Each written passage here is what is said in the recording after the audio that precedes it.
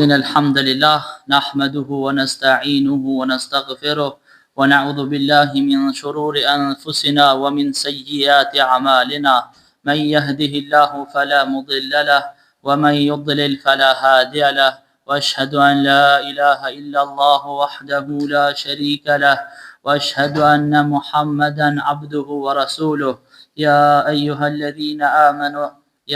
الذين آمنوا اتقوا الله حق تقاته ولا تموتن إلا وأنتم مسلمون يا أيها الناس اتقوا ربكم الذي خلقكم من نفس واحدة وخلق منها زوجها وبث منهما رجالا كثيرا ونساء واتقوا الله الذي تساءلون به والأرحام إن الله كان عليكم رقيبا يا أيها الذين آمنوا اتقوا الله وقولوا قولا سديدا يصلح لكم أعمالكم ويغفر لكم ذنوبكم ومن يطع الله ورسوله فقد فاز فوزا عظيما رب اشرح لي صدري ويسر لي أمري واحلل عقدة من لساني يفقه قولي أما بعد. Me të vërtet lavdërimet dhe falenderimet I takojnë vetëm Allahut. Ata e falenderojmë dhe vetëm prej Tij ndihmë dhe falë kërkojmë. Kërkojmë mbrojtjen e Allahut prej gabimeve tona dhe prej punëve të këqija tona. Atë që Allahu e udhëzon nuk ka kush e humb, dhe atë që e humb nuk ka kush e udhëzon. Dëshmoj se nuk ka zot tjetër që meriton të adhurohet pos Allahut dhe se Muhamedi alayhi salam është rob dhe I dërguari I Tij. Jemi duke treguar jetën e pejgamberit alayhi salam. Sot do t'i tregojna disa nga trysnit apo persekutimet që janë bë pejgamberit alayhi salam dhe që janë bë shokëve tina, sahabëve. Idhejtarët kanë përdor lloj metoda që me ndalë thirrjen islame, me ndalë thirrjen e Muhamedit alayhi salam, me ndalë hovin e muslimanëve të ri. Këtë e bënin gradualisht, pak nga pak, në mënyrë që me pengu thirrjen. E kjo ka ndodhur në vitin e 4 të pejgamberllokut, të pejgamberit alayhi salam. Në vitin e parë ata nuk I kanë të kalu kufit. Nuk I kanë të kalu kufit e njerëzorës, kanë qenë më të butë. Por me kalimin e kohës kur e panë se kjo mënyrë e veprimtarisë së tyre nuk po sjell kurrë fa rezultati, ata u tubuan sërish dhe e formuan një komision prej 25 antarësh, 25 persona nga paria Mekase, nga të që e udhëheqësin Mekën, e kretar u zgjat Ebu Lehebi, gjëgjoj pejgamberit alayhi salam. Pas mendimeve dhe konsultimeve të shumta, ky grup mor vendim definitiv kundra pejgamberit alayhi salam dhe shokëve tina. Thanë që do ta torturojmë pejgamberin dhe të gjithë Muhamedin dhe të gjithë ata që e përqafojnë Islamin. Morën këtë qëndrim dhe vendosën që këta dhe me qitë më në vepër. Kjo ka qenë lejt mu zbatu tek muslimant, sidomos kundër atyre të cilët kanë qenë të dopt. Por a do të zbatoj kjo tek pejgamberi alayhis salam? Këtë mushin mi bodan pejgamberi s'mushin, se pejgamberi alayhis salam ishte në mbrojtjen e Abu Talibit, ndërsa Ebu Talibi ishte prej Paris Mekase. Për shkak se pejgamberi alayhis salam ishte në mbrojtjen e Ebu Talibit, kur kush s'më kemi ofru pejgamberit alayhis salam, se ja kishin frik Ebu Talibit. Madje ja kishin frik edhe me debatu edhe me kundërshtu ata diçka, se ka qenë për njerëzve të njohur në Mekë. Ata fillojnë fushatën e torturimeve në udhëheqjen Ebu Lehebit, I cili merr qëndrim armiqësor ndaj pejgamberit alayhis salam, që nga dita e parë e misionit të tina, shumë herë sa Kurejshitët. Ka qenë prej të parëve Ebu Lehebi që ka kundërshtuar pejgamberin alayhis salam. Djemtë e Ebu Lehebit, Utbe dhe Utejbe, kanë qenë të martuara me vajzat e pejgamberit alayhis salam, me Rukijen edhe Kulthumin. E kjo ka ndodhur para pejgamberllokut. E kur filloi që të zbatohet shpallja, Ebu Lehebi urdhëron që djemt mu dau prej tyre. Ata nuk patën kur një farë zgjedhje përveç se mi shkurorzu gratë e veta. Pra mendoj çfarë gjendje ka muslimant. Çfarë gjendje të raun. I ka shkurrëzu vetëm se janë muslimanë, vetëm se janë bijat e Muhamedit alayhi salam. E pas vdekjes së Abdullahut, djali i dytë i pejgamberit alayhi salam, Ebu Lehebi u gëzua shumë. Edhe u ngot me shku te shokët, mja kumtu lajmin se pejgamberi alayhis salam tashmë nuk ka trashëgimtar, i ka dhënë edhe djali i dytë, i ka dhënë edhe Abdullahu. Në gëzim të madh. Mushrikët, në gëzim shumë të madh, ka edhe Ebu Lehebi të gëzuar se ajse ky ka me shku dhe s'ka më kush e trashëgon thirrjen e tij, s'ka trashëgimtar Muhamedi alayhis salam. Gruaja Ebu Lehebit, Ummu Gjemilja, bija më e bukur e Harb bin Umayjas, motra e Ebu Sufjanit, hiçka nejt mas burrit vet. Ajo, edhe ajo ka qenë armikja e pejgamberit alayhis salam dhe armikja e muslimanëve. Çi ka bë dam Ebu Lehebi, njëjti ka bë dam edhe gruaja e tina. Kishte zakon që më mbledh thera, më mbledh xhemba, edhe mja gjujt para derës pejgamberit alayhis salam, mja gjujt ku ka hec pejgamberi alayhis salam. Ishte shumë llafazar edhe gojkeqe. Ka fol fjalë të këqija, ka qenë prej grave që ka fol shumë. Prandaj edhe Kurani ka quajtur Hammalatul Hatab, gruaja e cila thori intriga.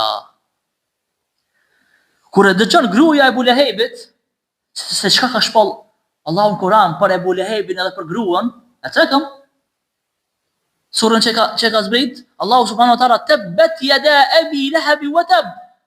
U shkatru Ebu Lehebi. Nërsa Allahu përmend këtë sure edhe gruan e Ebu Lehebit. Kur e dëgjoi këta gruaja e Ebu Lehebit, po nisët edhe po shkon me u vërsul pejgamberit alayhis salam. Po shkon me u vërsul edhe të merr një guri shumë të madh, që me shku dhe me godit pejgamberin alayhis salam. Kur shkon aty, pejgamberi alayhis salam ishte aty me Abu Bekrin, Allahu e mbrojti pejgamberin alayhis salam, edhe ajo s'mujke me pa. S'mujke me pa, e kish para vetës, ama s'mujke me pa pejgamberin alayhis salam. Dhe pi thotë, o Abu Bekr, thotë, ku e kish shokin tan?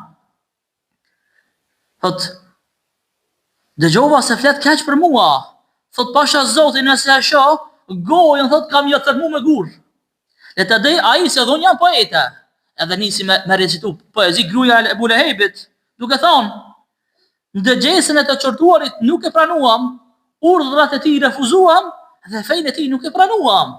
Po nis për poezi gruaja e Ebu Lehebit kundra pejgamberit alayhis salam. Pas kësaj ajo shkoi kurse Abu Bekri tha pejgamberi Allahut, ai po se çka ndodhi? Ajo nuk të vërejti. Pejgamberi alayhis salam tha, Allahu ja tërheq të pamërit nga unë. Allahu e ka bë që mos më mujt me pa pejgamberin alayhis salam. Të gjitha këto marifetlëqe, të gjitha këto dredhira, Ebu Lehebi ja përgatiste pejgamberit alayhis salam, edhe pse ishte xhaxha i tina. E kishte nip. Pejgamberin alayhis salam kishte djalë të vllaut. Për fat se e kishte xhaxha, e kishte edhe kojshi. Shtëpit i kishte njëna tjetrës.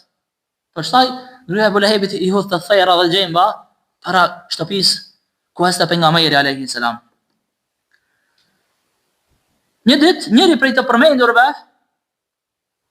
ja gjun zorët e delës pejgamberit alayhis salam derisa falej në Haram të Mekës. Derisa falej në çabe pejgamberi alayhis salam, shkon edhe ja hudhin zorët e delës. Çfarë persekutime dhe çfarë të këqija dhe çfarë dredhina i kanë po pejgamberit alayhis salam. E pejgamberi alayhis salam pasi që kryte namazin, i mbledhi ato zorët e hedhura, e më to dul prej xhamisë si hidhurun pejgamberi alayhis salam dhe thonte, o beni Abdi Manaf, çfarë fshin që janë këta? Përse na bëjnë këta? Çka ju kemi bërë na këtyre neve? Kështu po thot pejgamberi alayhis salam, para më fal, mos më ton rahat më fal. Mos më ton rahat me adhuru krijuesin e gjithësisë. Mos më ton rahat me adhuru Allahun subhanahu wa taala. Kështu kanë bërë me pejgamberin alayhis salam. Nëse na i kena këtë kushtet, edhe shumica njerëzve nuk falen, shumica njerëzve nuk e adhurojnë Allahun subhanahu wa taala. Buhariu e transmeton nga Abdullah ibn Mas'udi se një ditë pejgamberi alayhis salam ishte duke u falë te çabja. Kurse Ebu Lehebi dhe shokët e tij rin ulur aty pare, e njëri prej tyre pyeti, cili prej neve ka më shku te kasapi, e ka me marrë zor por mi a gjujt pejgamberit Muhamedit alayhi salam mbi supë kur ai bën sejdë. U paraqit më i guximshëm prej tyre. Apo më budalla prej tyre në atë kohë, Ukbe ibn Abi Muyti i solli zorët priti derisa pejgamberi alayhi salam ran sejdë dhe ja gjujti zort pejgamberit alayhi salam për mi kryje, për mi shpinë. Pejgamberi alayhi salam nuk livriti, ndërsa ata u tallshin. Ata u tallshin me pejgamberin alayhi salam, këtyre që kena gjujt zort pejgamberit alayhi salam, pejgamberi alayhi salam nuk u çu prej sejdës derisa erdhi bia Fatimja dhe ja hoqi zort prej trupit të pejgamberit alayhi salam. Pastaj pejgamberi alayhi salam u çu prej sejdës edhe e mbaroi namazin. Pasi që e ngriti kokën dhe tha, o Allah im, tha ty po t'i la Kurajshit. Ndorën tonë, Zot, po dorëzona tyja. E kur Umayya bin Halejfi e shifte pejgamberin alayhis salam e përgojonte edhe për çështje shumë. E kur e përgojonte edhe për çështje shumë, Allahu e zbriti, wailul li kulli humazatin lumazah. Vaj halli për çdo përgojues edhe për çdo përçeshës. Vaj halli për ato persona që i përgojojnë njerëzit, i marrin në përgojë, i bëjnë gibet, tallën me ato, i përqeshin njerë për ato, vaj halli për ato. Ibn Hisham i ka thonë se përgojues, humeza që ka përmenë Allahu, është ai cili sheshazi e ofendon njeriu para kejtëve, lunë ban hajgare me ta. E me këtë e tërpëron, edhe në mënyrë ofenduese bën mesi, ja bën mesi, këshire ki buta Allah, këshire ki që është kështu dhe kështu. Ky është që ka qujtë Allahu humeza. Pastaj, Allahu ka cekë edhe i cili i përqesh njerëzit, thot është ai i cili i maltreton njerëzit dhelpërisht dhe tinzisht. Tinza i ban dam tjerëve, i maltreton, i ban dam, i ban padrejtësi. Mjerë, vaj halli për këta persona. Ebu Gjehli vinte ndonjëherë tek pejgamberi alayhis salam për me dëgju leximin e Kuranit. Kanë shku edhe shumë mushrik të tjerë, ju ka kajt, kanë pas dëshirë me dëgju leximin e Kuranit, se leximi i Kuranit nuk është Kurani, është fjala e Allahut, nuk është fjala e njerëzve, është mrekulli prej anës së Allahut subhanahu wa taala. Kanë shku dhe janë shef. Pas munit janë afru të shtëpia pejgamberit alayhis salam për me dëgju leximin e Kuranit. Por pasi që dëgjonin, pastaj prap vazhdonin me të vjetrën. Prap vazhdonin me shirkun e tyre, prap vazhdonin me të këqijat e tyre, nuk u kthenin rrugt të Allahut. Nuk e pranonin fen, as që bindenin, nuk ishin kur një farfrike, as që mundoheshin që mu përmirësu.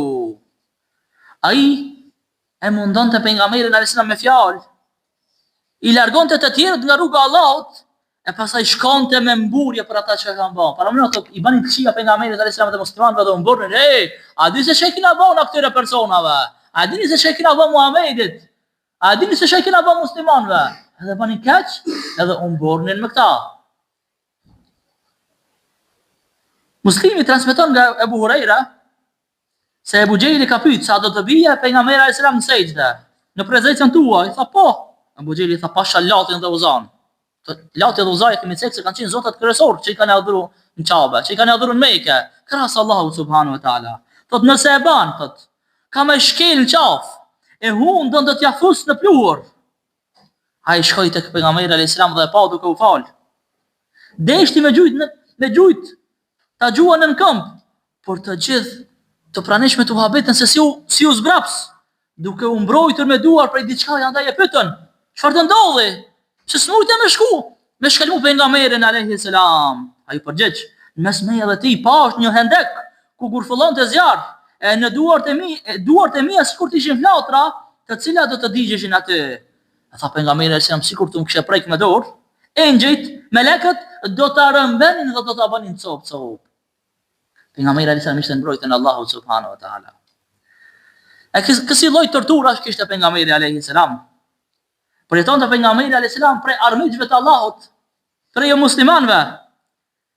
Por jeton të qoftë nga Mekka se që kishin autoritet, qoftë edhe njerëzit e thjesht, që nuk ishin kur një farë vlerën popull, Shkonin dhe e mundonin pejgamberin alayhi salam, e persekutonin pejgamberin alayhi salam. Njëkohësisht, çdo fesë që kishte ndaj musliman, mesin atij fisit, e persekutonin, e dhunonin ata. Çdo fesë e kishte një person musliman ose disa persona musliman, ama ato hekshin shumë. Ishin gjendje shumë të rënda. Metodat kanë qenë të tmerrshme dhe metodat e persekutimit kanë qenë shumë të lloj-llojshme.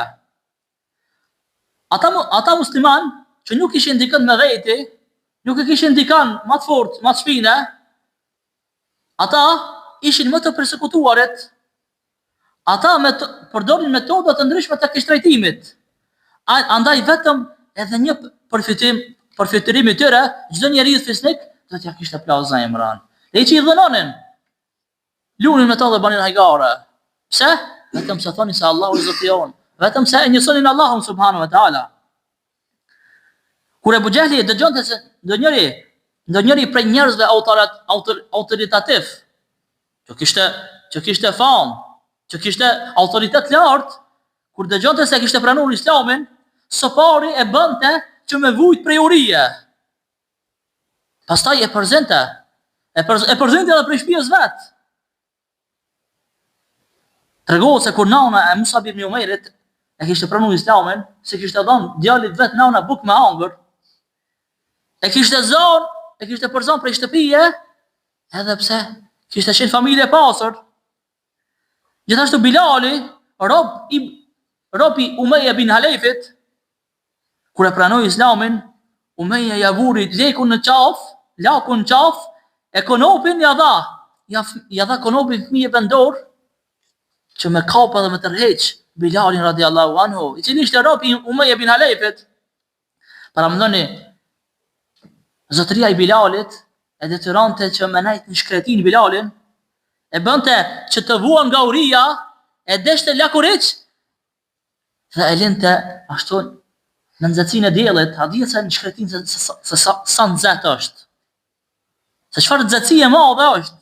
E linte ashtu në nxehtësinë e madhe, ja vendoste gurin gjoks dhe i thoshte, do të qëndrosh kështu, thot, pasha Zotin derisa nuk vdes ose nuk e mohon Muhamedin.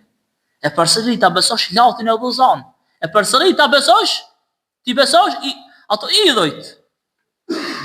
Ndërsa Bilali radiallahu anhu ishte i qëndrueshëm, edhe pse ishte në mundim të madh, të hek shumë, është thonte Allahu është një, Allahu është një. Ahadun ahad thonte, Allahu është një. Para më çfarë heket madhe, të lanë në zjarmin përsllues të shkretirës, ndjenin përsllues të shkretirës. Ai qëndronte dhe thonte se Allahu është një. Ndërsa na, një hek të vogël me pas, minja rebina. Mirë për këtë ka qenë shokët e pejgamberit alayhis salam. Nuk është kot se këto janë cilësuesi gjenerata e artë. Gjenerata më e mirë, që na do të mi pasu ata, na do të mi marrë shembull ata. Se si kanë punu ata, se si kanë vepru ata, se si kanë bërë sabër ato për hir të Allahut. Amr ibn Yasiri ishte rob i Banu Mahzumove. Ky babajti nëna e tij e pranë Islamin. Ata përjetuan më këtë se Bilali. Mushrikët jo besimtarët në krye me përsëri Abu Jahlin i shpihen këta në shkretin. Gjatë vapës më të madhe i kanë lidh për druni edhe i kanë lanë ashtu. E një ditë pejgamberi alayhis salam kaloi pranë tyre dhe i patu hek. Tha keni durim o familja e Yasirit. Ta bëni sabër o familja e Yasirit. Se vendbanimi juaj do të jetë xheneti. Vendbanimi durimtarëve do të jetë xheneti. Vendbanimi atyre të cilët në këtë dunja kanë hek edhe kanë bërë sabër, ka më konë xheneti. E Yasiri vdes nga plagët, gruan e Yasirit e mbyt Abu Jahli duke ja shpu zemrën me hu. E kjo është shahidi i parë në Islam, që ka dhënë jetën për hir të Allahut subhanahu wa taala. Amri këtë e shikonte me përvuajtje, në zemër përjetonte dhimbje të padurueshme për shkak të prindërve të vet. Abu Jahli e vazhdonte torturën, e torturonte Amrin, herë me uri, herë me gur të nxehtë, ja vendonte në gjoks Amrit. kësi heka dhe kësi tortura kanë pas. E Kureshitët i thoshin, nuk do të lëmë të qetë, përderisa nuk e shanë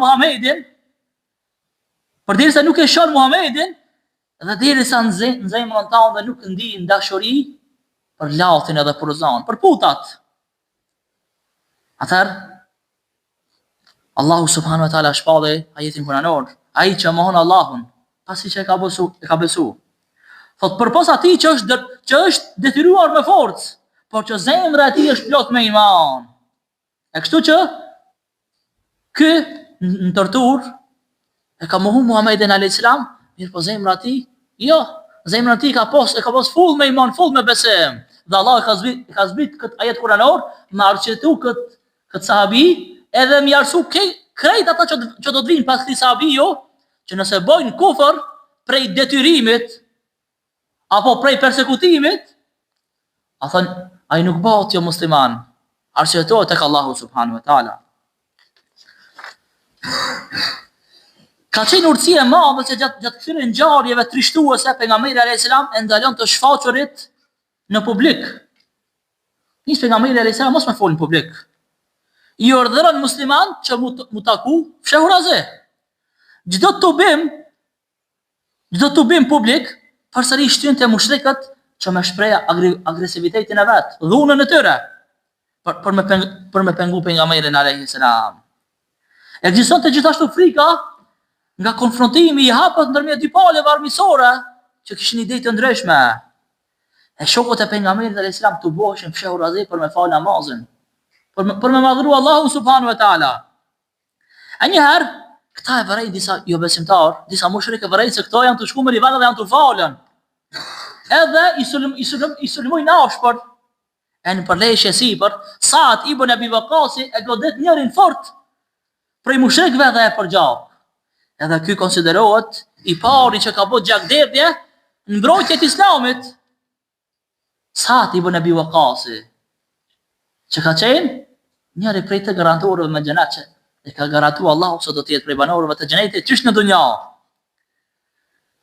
Prandaj urtësia e Allahut urdhëron fshehjen.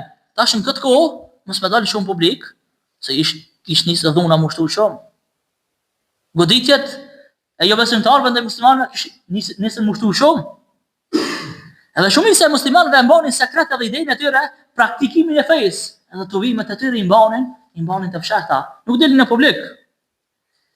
E në Safa gjende shtëpia Erkam ibn Arkamit, ka qenë e vogël edhe ka qenë larg syve të zullumçarëve, e pejgamberi alayhis salam e cakton këtë shtëpi për interpretimin e fesë dhe për tubimin e muslimanëve.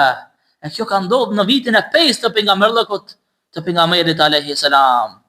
E ka bërë shtëpinë e Erkam ibn Arkamit, që aty mu fal, aty mu të bu musliman, dhe aty me mësu fejnë Allahut subhanahu wa taala. Do të më marr shembull këto burrat më dhaj se çfarë durimi kanë pasur. Se sa kanë hek edhe sa kanë duru.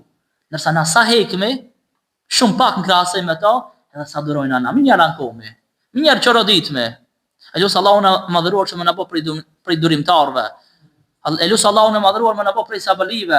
Elus Allahu na madhëruar më na bë prej vepërmirëve që e besojnë Allahun subhanahu wa taala dhe që bojnë vepra të mira sa të kena mundsi. Elus Allahu na madhëruar që më dal prej Ramazanit, jemi në fund të Ramazanit. Elus Allahu që më dal të pastër prej gjunave, të pastër prej mëkateve. Elus Allahu na madhëruar që më dal prej kësaj bote, më dal të pastër prej gjunave. Çashtu që kina hin këtë botë, që kina hin pa mëkate. Elus Allahu që dalmi prej kësaj bote pa mëkate. Allah ju shpërblet për dëgjimin. Assalamu alaikum wa rahmatullahi wa barakatuh.